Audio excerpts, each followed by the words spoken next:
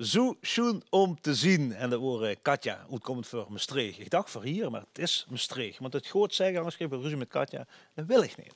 We gaan naar liedje nummer 23. En ik heb me eigenlijk verheugd op de complete plekband. En ik zie maar één. Waar zijn die anderen van de plekband? Dat is zeker altijd, die is sowieso de knapste goed, hè, bij iemand zitten. Ja, corona en zo, hè. Ja, ik zie dat corona ook een klein beetje de lijn vertraagt. Het lijkt alsof ik met Vladivostok bel. Maar Wim, ik zie daar achter dich, rechts, of verdicht en links, zie ik een bekend gezicht. Ja, daar ja. Oma. Leger. Dat zijn de geleerden, dat zijn de helden van Arendsgenoot en omstreken. Ja, waarom dat dan? De enige LVK-winnaar van Hulsberg, hè, ooit. Ja, Wim Wet. Ja, nee, ja, ik hoor er ook eigenlijk van hoe het dit jaar afgelopen is met de onzin. Ja, is het zo? Nou, dit jaar gewoon plekband leading, denk ik. Ja, plekband 12 keer achter elkaar winst bij het LVK. Wordt nu door dicht voorspeld. Ik ga me daar niet hardgrondig bij aansluiten, dat is een derg voor ons.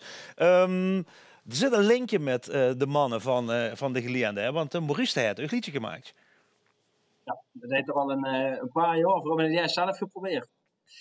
Het zingen, dat lukt al niet al te aardig. Met schrijven wordt ook al niet al te best. Maar we vinden het wel leuk om te doen. Ja, dan moesten we gewoon naar de lui die er wel verstand van hebben. Ja, wordt een verrassing voor u dat je de halve finale hebt gehoord?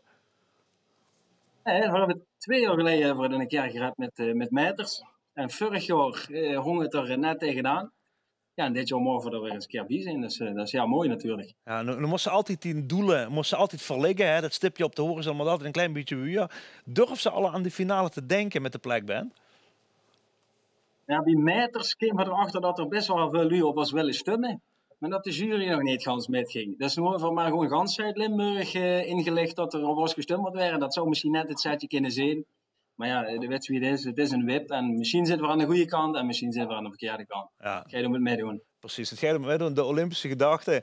We gaan kijken naar wat de plekband zelf in elkaar heeft geschoesterd. Want we gaan natuurlijk de clipjes draaien die ze zelf hebben aangeleverd. Uit Arendsgenoot komen ze met het liedje Zo is de best.